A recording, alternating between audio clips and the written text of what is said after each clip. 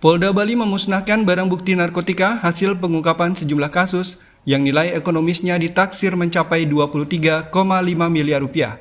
Dari pengungkapan kasus tersebut, aparat diperkirakan berhasil menyelamatkan 39.256 jiwa generasi muda dari potensi penyalahgunaan narkoba. Inilah sejumlah barang bukti dari sejumlah kasus narkoba yang akan dimusnahkan Direktorat Reserse Narkoba Kepolisian Daerah Bali.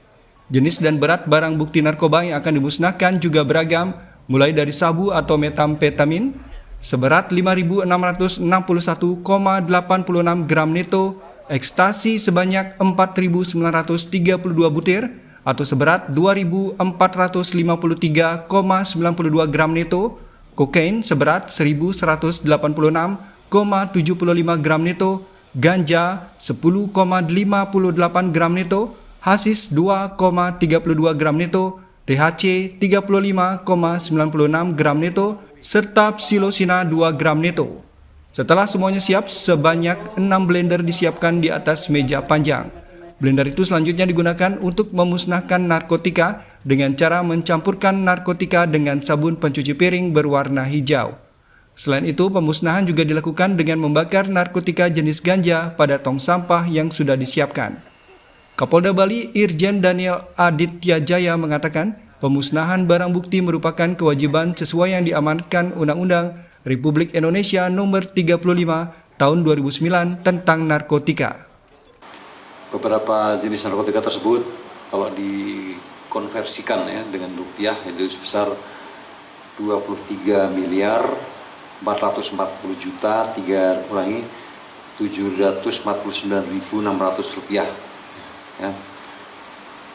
Dan diperkirakan kalau dikonversikan kembali bisa berhasil menyelamatkan sebanyak 39.256 orang dari bahaya penyalahgunaan narkotika. Ya, cukup lumayan. Ya. Data yang telah disimpan tadi bukan hanya sekedar angka, namun juga merupakan cerminan nyata betapa serius dan berbahayanya kejahatan penyalahgunaan narkotika. Pemusnahan barang bukti narkotika juga bertujuan menjaga situasi tetap kondusif, sekaligus mencegah kemungkinan hilang, berkurang, atau disalahgunakan. Hal ini sekaligus menjadi komitmen untuk memerangi atau menjauhkan seluruh lapisan masyarakat dari ancaman bahaya narkoba, serta menjadikan generasi muda sebagai generasi penerus bangsa yang bebas dari penyalahgunaan dan peredaran gelap narkoba. Laporan Tim Liputan, Denpasar, Garuda TV.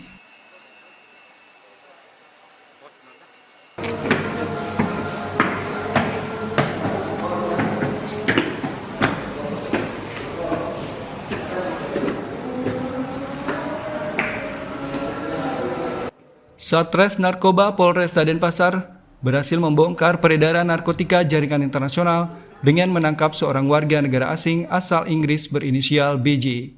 Dari penggerebekan di salah satu hotel di kawasan Kuta Badung, petugas menemukan sebanyak 1.420,65 gram kokain yang disembunyikan WNA Inggris tersebut di dalam tas koper di lemari kamar hotel. Pasca diamankan, warga negara asing asal Inggris berinisial BJ berusia 53 tahun digiring petugas dengan mengenakan baju tahanan. Terungkapnya kasus peredaran narkotika jaringan internasional berkat informasi masyarakat dan pengamatan terhadap gerak-gerik mencurigakan tersangka di kawasan Kuta. Saat penggeledahan, petugas menemukan 5 plastik klip besar berisi kokain dengan total berat 1.419,79 gram, sementara sisanya ditemukan dalam bentuk sisa penggunaan. Menurut BJ, kokain itu milik anggota jaringan narkotika yang lebih luas. WNA Inggris itu mengaku menerima paket narkotika dari 2 orang tak dikenal di salah satu hotel saat pertama kali tiba di Bali. Sebagai imbalan, BJ dijanjikan uang sebesar 50.000 dolar Hong Kong untuk menyewa rumah dan biaya hidup. Meski telah menerima transfer sebanyak 10 kali, masing-masing 2.000 dolar Hong Kong, seluruh dana tersebut habis digunakan untuk biaya akomodasi dan makan. Ini seperti ini. Jadi ini di dalam koper, masuk di dalam dos, dibungkus, dimasukkan di dalam koper. Dia mengambil di suatu tempat dan ini sedang kita dalami untuk tim untuk mengungkap apakah ada jaringan yang memang sudah ada di Denpasar. BJ sendiri rencananya mau edarkan kemana nih kokain ini? Dan ada target khusus? BJ sendiri mengakui bahwa barang ini akan ada yang mengambil. Namun ini masih dalam pendalaman daripada tim Satres Narkoba. Kini tersangka BJ dijerat pasal 609 ayat 2 Undang-Undang Nomor 1 Tahun 2023 tentang KUHP Jungto Undang-Undang Nomor 1 Tahun 2026 tentang penyesuaian pidana. WNA Inggris itu terancam hukuman penjara seumur hidup atau minimal 5 tahun hingga maksimal 20 tahun serta denda antara 500 juta hingga 2 miliar rupiah. Laporan Tim Liputan Denpasar, Garuda TV.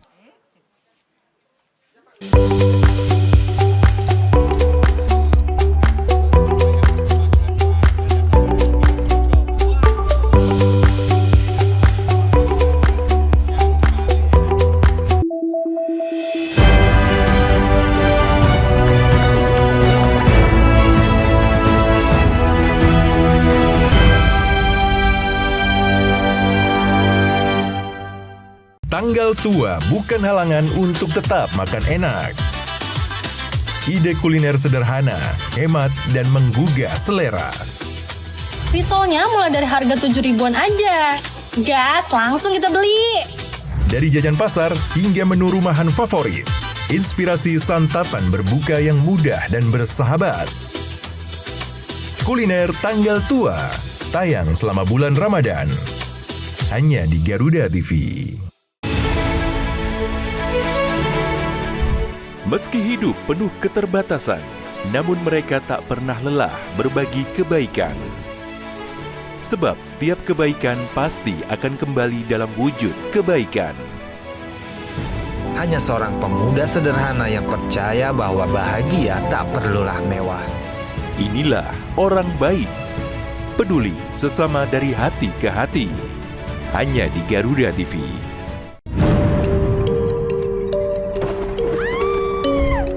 Setiap daerah punya daya tarik sendiri. Cerita rakyat yang turun-temurun masih hidup hingga kini. Legenda yang diwariskan hingga misteri yang jarang terungkap. Ratusan peti mati serta berbagai jasad yang dibalut kain. Saksikan misteri hidup. Hanya di Garuda TV. Sepanjang hari, Indonesia dipenuhi beragam peristiwa, dari isu nasional hingga dinamika internasional. Tim SAR gabungan berharap korban segera ditemukan dan dievakuasi dalam kondisi terbaik.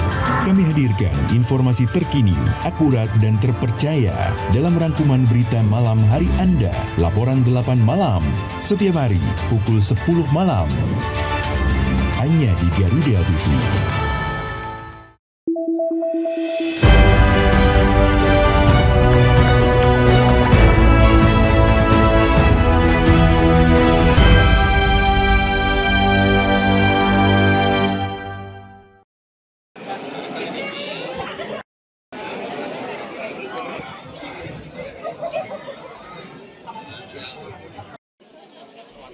Perayaan Imlek dan Cap Gomeh di Kabupaten Tabanan berlangsung meriah dan syarat pesan toleransi. Festival yang menghadirkan parade budaya Nusantara ini tidak hanya menampilkan budaya Tionghoa, namun juga berbagai budaya lintas agama dan daerah sebagai simbol kuatnya harmoni dalam keberagaman. Bupati Tabanan Ikomang Gede Sanjaya secara resmi membuka Festival Imlek dan Cap Gomeh 2026 di Wihara Dharma Catra Senin sore. Festival yang mengusung tema menyatukan langkah, merawat harmoni dalam keberagaman, dirangkaikan dengan parade budaya Nusantara, serta pentas seni dari berbagai komunitas budaya. Festival ini menjadi yang ketiga kalinya digelar di Kabupaten Tabanan sebagai bentuk perayaan Tahun Baru Imlek, sekaligus wujud komitmen menjaga kerukunan antar umat beragama. Dalam festival tersebut, berbagai budaya Nusantara turut tampil memeriahkan acara. Tidak hanya budaya Tionghoa, tetapi juga menampilkan budaya Sunda, Islam, Kristiani, hingga Hindu yang berpadu dalam satu panggung kebersamaan. Bupati Sanjaya juga menyampaikan pesan sederhana namun penuh makna melalui kegiatan memasak nasi goreng yang dilakukan bersama dalam acara tersebut. Hidangan nasi goreng tersebut bahkan disajikan langsung kepada Ida Cokordo Anglurah Tabanan yang mengapresiasi rasa dan makna kebersamaan yang terkandung di dalamnya. Yang ketiga, artinya pernah ada ke satu, kedua, sekarang ketiga. Nah, kenapa kita selalu adakan tiap tahun dalam rangka juga menyambut Hari Imlek ini? Kita membuktikan bahwa di Kabupaten Tabanan bukan hanya mendapatkan predikat harmoniwat dari Menteri Agama, tapi kita tunjukkan bahwa kita memang toleransi. Ini bagian dari aktualisasi keberagaman ini. Nah, maka dari itu tadi pun dalam rangka menyambut Festival Imlek ini tidak serta menunjukkan pegelaran daripada budaya Tionghoa. Bagi pemerintah Kabupaten Tabanan, festival ini menjadi simbol nyata bahwa keberagaman budaya dan agama dapat hidup berdampingan dengan harmonis. Melalui festival Imlek dan Cap Gomeh ini, Kabupaten Tabanan kembali menegaskan komitmennya sebagai daerah yang menjunjung tinggi toleransi sekaligus merawat persatuan dalam keberagaman budaya Nusantara.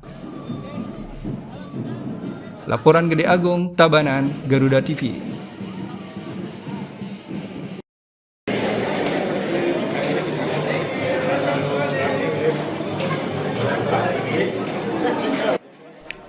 Perkembangan industri hospitality di Asia diprediksi akan mengalami lonjakan besar dalam 1 dekade ke depan. Didorong pertumbuhan ekonomi dan jumlah penduduk yang terus meningkat, Asia kini menjadi barometer baru pertumbuhan ekonomi global. Dalam kondisi ini, Bali dinilai memiliki potensi besar untuk tetap menjadi magnet pariwisata dunia. Optimisme terhadap masa depan industri pariwisata Asia datang dari berbagai kalangan akademisi dan praktisi pariwisata. Dalam 10 tahun ke depan, Asia diprediksi akan menjadi salah satu motor utama pertumbuhan ekonomi global. Pertumbuhan ekonomi yang kuat ditambah dengan jumlah penduduk yang terus bertambah, menjadikan kawasan Asia sebagai pasar besar bagi berbagai industri, termasuk sektor pariwisata dan hospitality. Salah satu destinasi yang dinilai akan terus menarik minat wisatawan dunia adalah Pulau Bali. Bali yang dikenal sebagai Pulau Dewata ini dinilai memiliki keunikan budaya dan keindahan alam yang masih menjadi daya tarik utama bagi wisatawan internasional. Pariwisata tidak hanya berbicara tentang keindahan alam, namun juga nilai-nilai budaya yang terus dijaga dan dihormati oleh masyarakat. Kekayaan budaya inilah yang menjadikan Asia termasuk Indonesia memiliki posisi kuat dalam peta pariwisata dunia. Meski demikian, berbagai tantangan masih perlu dibenahi, termasuk penataan pariwisata dan pengelolaan sampah yang saat ini terus didorong oleh pemerintah pusat bersama pemerintah daerah Bali. Hospitality di Asia ini 10 tahun ke depan saya berpikir itu optimis ya, karena driven by ekonomi yang di Asia sendiri yang sangat besar di 10 tahun mendatang ya. Kenapa ekonominya besar ya? Karena penduduknya juga bertumbuh dengan signifikan. Jadi seluruh dunia sekarang melihat Asia ini sebagai barometer pertumbuhan ekonomi baru. Dan oleh sebab itu juga mengangkat industri-industri yang lain termasuk tourism. Nah, kenapa saya optimis tentang tourism?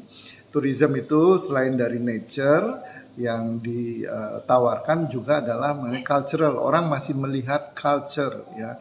Orang respect terhadap culture, dan Asia adalah benua yang full of budaya ya, terutama kalau kita melihat signifikan terhadap Indonesianya adalah destinasi Pulau Bali, Pulau Dewata. Menyongsong pertumbuhan pariwisata tersebut, Lembaga Pendidikan Pariwisata juga dituntut untuk beradaptasi dan menyiapkan generasi muda yang siap memimpin industri di masa depan. Dengan potensi besar yang dimiliki, Bali dan Indonesia diprediksi akan memasuki era keemasan pariwisata dalam 1 dekade mendatang. Laporan Gede Agung, Tabanan, Garuda TV.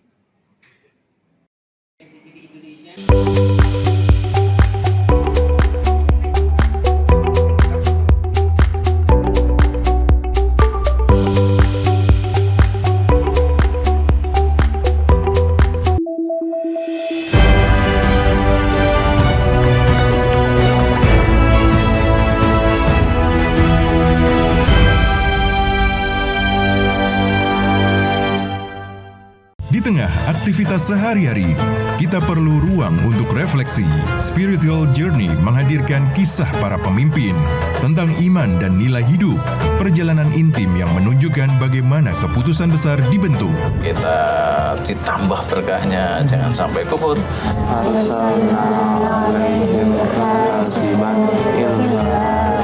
Saksikan Spiritual Journey, tayang selama bulan Ramadan, hanya di Garuda TV. Kini saatnya update di tengah aktivitas Anda. Jutaan 100 kg sabu jaringan Asia Tenggara. Tak menghambat berjalannya sejumlah program prioritas yang tertuang dalam Asta Cina. Berita terhangat, analisis singkat, dan perkembangan terpenting siang ini. Laporan 8 siang, setiap hari pukul 12 siang, hanya di Garuda TV.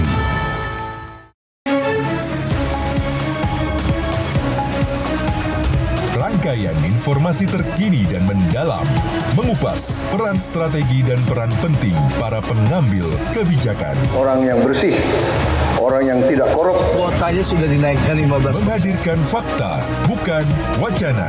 Kalau LPMK pun saya tantang. Dalam Kabinet Merah Putih, Senin sampai Jumat pukul 5 sore, hanya di Garuda TV. Di tengah perubahan dan dinamika bangsa, ada isu yang memerlukan sebuah solusi. Menyinggung soal SARA seandainya tidak hati-hati. Semua tata kelola penyelenggaraan ya itu harus bersih. Bersama narasumber terpercaya, mengulas topik terkini untuk negeri. Indonesia Kita, Senin sampai Jumat pukul 7 malam. Hanya di Garuda TV.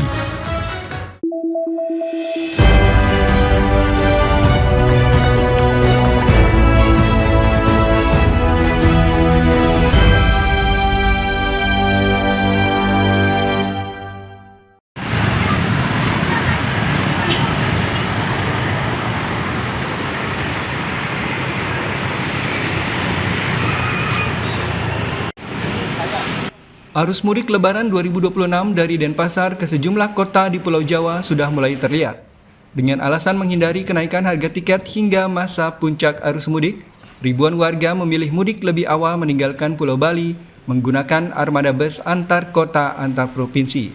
Ramainya mudik lebih awal menuju sejumlah kota di Jawa Timur, Jawa Tengah, Jawa Barat, dan Banten jelang perayaan Idul Fitri sudah terlihat di salah satu garase bus antar kota antar provinsi di kawasan Jalan Cokroaminoto, Denpasar. Para pemudik ini sebagian besar adalah warga yang bekerja di sektor informal. Mereka memilih pulang kampung lebih awal demi mengantisipasi naiknya harga tiket bus akap yang biasanya melonjak mendekati Lebaran.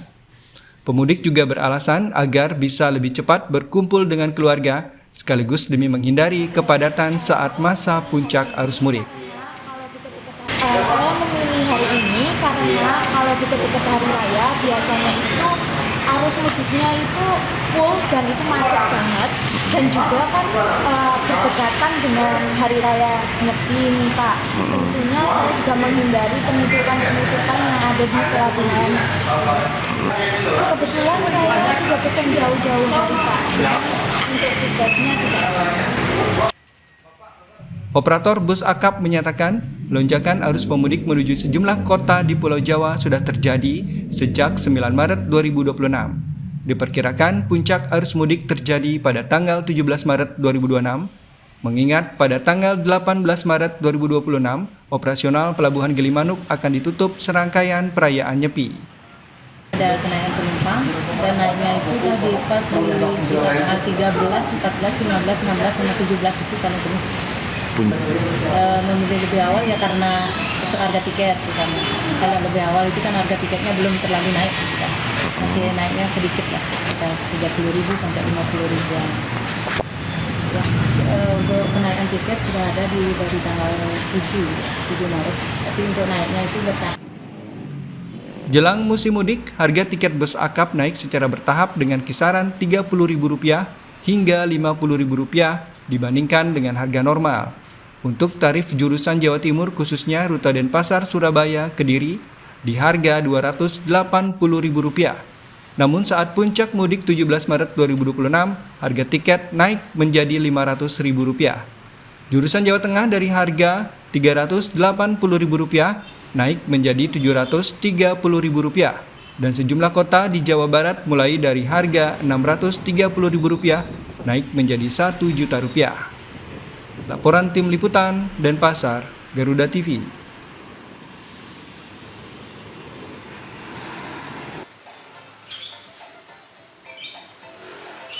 Sate susu merupakan salah satu kuliner unik di Bali yang hanya bisa dijumpai saat bulan Ramadan. Berbahan baku kantung kelenjar susu sapi, sate susu semakin nikmat jika disantap dengan dua jenis sambal yang dihidangkan, yaitu sambal kuning dengan tekstur kental dan sambal pelecing dengan rasa yang pedas. Inilah salah satu aktivitas keluarga Bapak Salimin yang bertempat tinggal di Dusun Wanasari, Kampung Jawa, Denpasar ketika memasuki bulan Ramadan. Jika pada hari-hari biasa keluarga ini hanya berjualan rujak cingur, selama bulan Ramadan Pak Salimin bersama keluarga beralih menjual berbagai macam sate termasuk sate susu. Selama Ramadan Pak Salimin menghabiskan minimal 5 kg kelenjar susu sapi per hari untuk diolah menjadi sekitar 1.500 tusuk sate susu. Setelah dibersihkan, kelenjar susu sapi diolah dengan cara direbus. Proses ini bertujuan melembutkan tekstur kelenjar susu dan mengurangi aroma daging sapi. Setelah direbus, kelenjar susu sapi dipotong kotak-kotak dan dicampur bumbu dasar dari perpaduan bawang merah, bawang putih, tomat, cabai, kunyit, kemiri, dan ketumbar. Awalnya banyak yang mengira sate susu sapi terbuat dari susu sapi segar, padahal terbuat dari daging area puting susu atau payudara sapi, dan memiliki tekstur daging sate yang kenyal dengan aroma yang cukup khas mirip seperti keju. Kali masak sama sate susu? Karena teksturnya unik sih, lembut, terus juga mungkin bumbunya juga ya, ada bumbu pedasnya juga, bumbu kacang juga pedas gitu kan. Beda sama sate yang lain ya, sate yang kayak sate kambing atau sate ayam ya, gitu sih mungkin sih perbedaannya. Selain sate susu, apa aja nih untuk porsi takjilnya hari ini? Baru ada kue sih sama sate susu sih, ini yang paling penting soalnya. Kita udah bikin sate tahun 1989 kalau nggak salah. 89 tahun. Yang paling favorit kalau untuk selama bulan Ramadan ini apa aja, Pak? Ya sate susu, sate usus lah. Yang paling favorit itu sate susu orang cari. Kenapa, Pak? Kurang tahu lah. Kita bilang suka kenyal gitu ya, enak gitu. Pak Salimin hanya satu dari beberapa penjual yang masih bertahan menjual sate susu.